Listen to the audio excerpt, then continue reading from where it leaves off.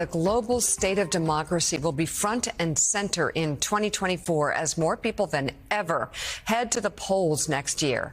That analysis from The Economist is part of its new The World Ahead edition.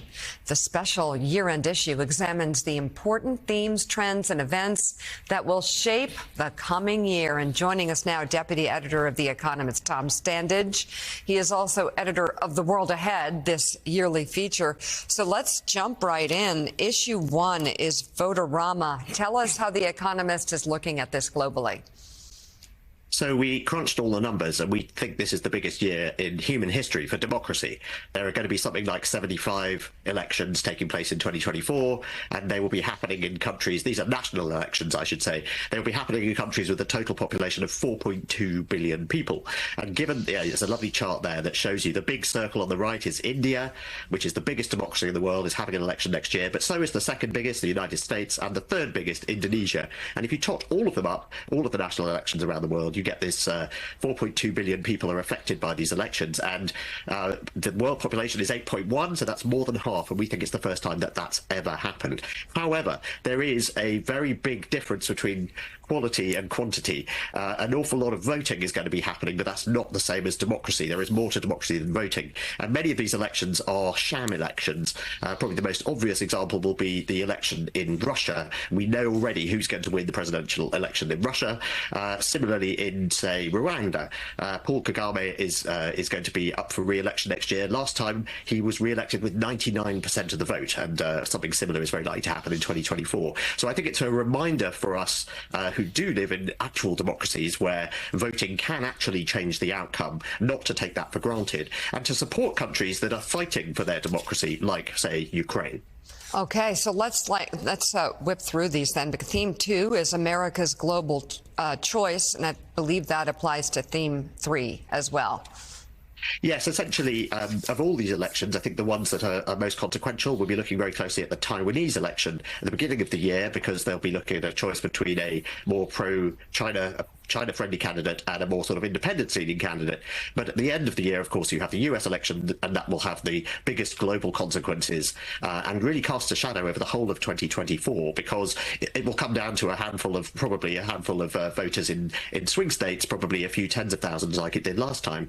But this will have implications for billions of people around the world. Whether, if Donald Trump wins, he does things like pull the US out of NATO, withdraw support for Ukraine. And there's also this theory that the next US president, whoever's elected in 2024, may be the president that has to deal with China in a possible conflict over Taiwan. There is this theory that it may make sense for China to make a move on Taiwan towards the end of the 2020s, before America has had a chance to build up its forces in the Asia Pacific. So this is a very, very consequential election in lots of ways, and people always watch American elections closely, but this time around even more so than usual.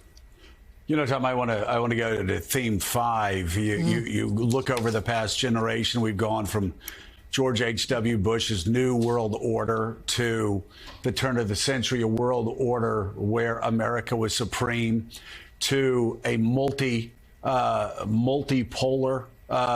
world order, to now, as you say, most disturbingly, I think over the past 30, 40 years, you call it a multipolar disorder. We have a war breaking out in the Middle East, a war in Europe, and the threat of a war breaking out in Asia. Indeed. So we're calling this multipolar disorder. The general consensus is the sort of post-war unipolar moment where America was the only superpower has come to an end. We now have much more assertive Russia and China, clearly. But we also have the middle powers. Places like Iran and Turkey and Saudi Arabia have more influence than they've ever had before. And to some extent, they're able to play off these great powers against each other. And that really does mean that we're heading towards a world with probably a lot more chaos, a lot more disorder, a lot more conflict. Another place you could have mentioned in that is the Sahel region in Africa. You can now walk from the Atlantic to the Red Sea, passing only through African countries that have had a coup in the last 3 years, and things are only getting worse in that part of the world. So, Tom, certainly some of these conflicts are fueled by the access to energy, and one of the themes here is the new energy geography. Tell us what that means and why that's going to be only more important going future. So I think one of the other big themes that's happening now is that people have recognized the importance of a different set of resources to our energy future. So previously we were only really focused on oil and gas, and we know which parts of the world you have to go to find those. And America's a big oil producer. You go to the Persian Gulf. There's other parts of the world that we associate with those resources. What's interesting about the resources we need now, things like lithium and copper and nickel, is that they're found in broadly a very different set of countries.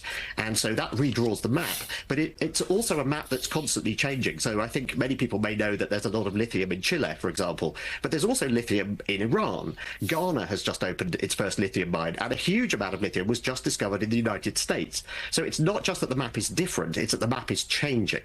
And this is one of the reasons. This is reshaping geopolitics, it's reshaping trade, because countries, particularly if we're going to have more tension between the Western countries and China, we want to be able to find ways of getting hold of these resources without depending on Chinese supply chains. And so that's another factor that plays into this sort of increased rivalry and increased tension.